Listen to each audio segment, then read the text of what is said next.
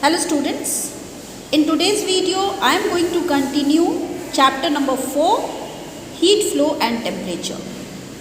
And in this chapter I am going to start topic the laboratory thermometer. Laboratory में commonly हम mercury thermometer का ही use करते हैं। Thermometer में एक कैपिलरी ट्यूब होती है एंड इस कैपिलरी ट्यूब के लोअर एंड मीन्स थर्मोमीटर के लोअर एंड में एक स्मॉल बल्ब होता है। आप देख सकते हो दिस इज थर्मोमीटर, इसमें कैपिलरी ट्यूब होती है एंड इस थर्मोमीटर के लोअर एंड में एक बल्ब होता है। ठीक है, ये जो है this is bulb and thermometer का जो दूसरा एंड होता है वो सील्ड होता है। ये जो दूसरा एंड है बिल्कुल सील्ड है। क्लियर है? एंड इस थर्मोमीटर में मरकरी को फिल किया जाता है। अब यहाँ पे क्वेश्चन आता है कि थर्मोमीटर में हमने मरकरी ही क्यों यूज किया? This is because mercury is a good conductor of heat. Mercury heat का गुड कंडक्टर होता है। दैट्स वाई हीट सेंस करते ही वो एक्सपेंड होता है एंड हमारी बॉडी की एग्जैक्ट टेम्परेचर को बताता है।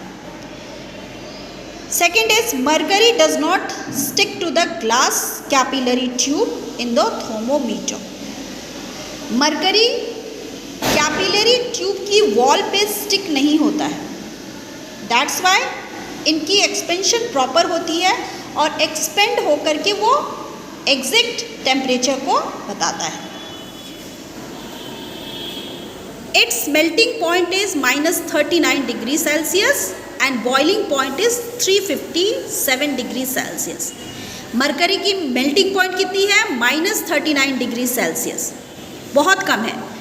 And boiling point 357 degree Celsius, जो कि बहुत ज़्यादा है। दैट मीन्स मरकरी थर्मोमीटर में जो टेम्परेचर का रेंज जो है वो ज़्यादा है। It is easily obtained in pure form. Mercury हमें प्योर फॉर्म में मिल जाता है। Next is mercury is an opaque and shining liquid. Mercury एक ओपेक एंड शाइनिंग लिक्विड है। दैट्स वाई कैपिलरी ट्यूब में हमें फाइन थ्रेड के फॉर्म में ये दिख जाता है। क्लियर है? एंड इसी फाइन थ्रेड को हम देखकर बताते हैं हमारी बॉडी की टेम्परेचर कितनी है।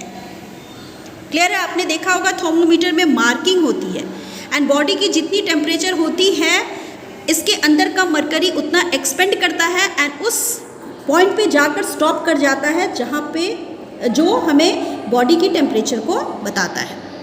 क्लियर है? अब हम हीट कैपेसिटी के बारे में पढ़ेंगे।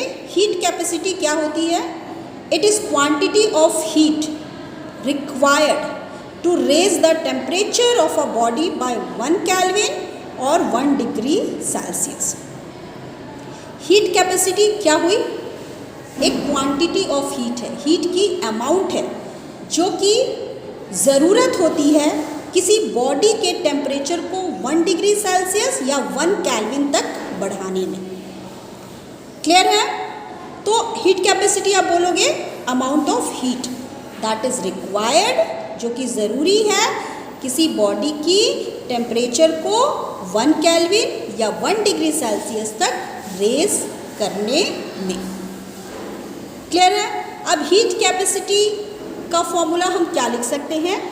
Heat capacity of a body is equal to total amount of heat absorb by the body divided by rise in temperature of the body.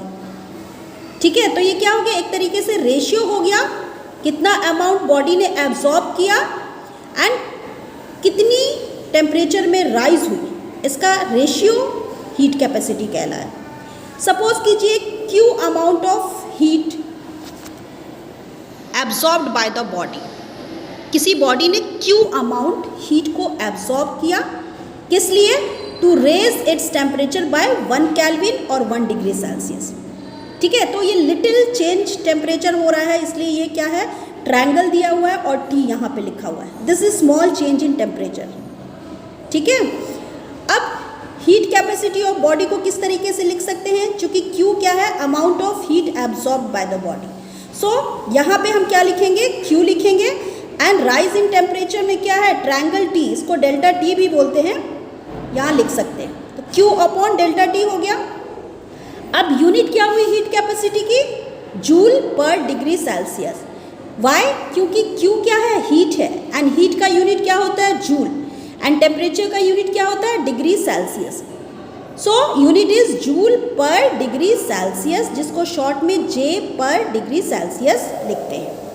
Clear है। अगर हीट को, ये जो हीट एब्जॉर्ब हुआ, इसको हमने कैलोरी में रिप्रेजेंट किया, एंड डेल्टा T को as it is degree Celsius में रिप्रेजेंट किया, at that time heat capacity की यूनिट क्या होगी, calorie per degree Celsius. CAL short form of calorie, calorie per degree Celsius. ठीक है, this is also unit of heat capacity. Clear? This is all about today's video. Thank you.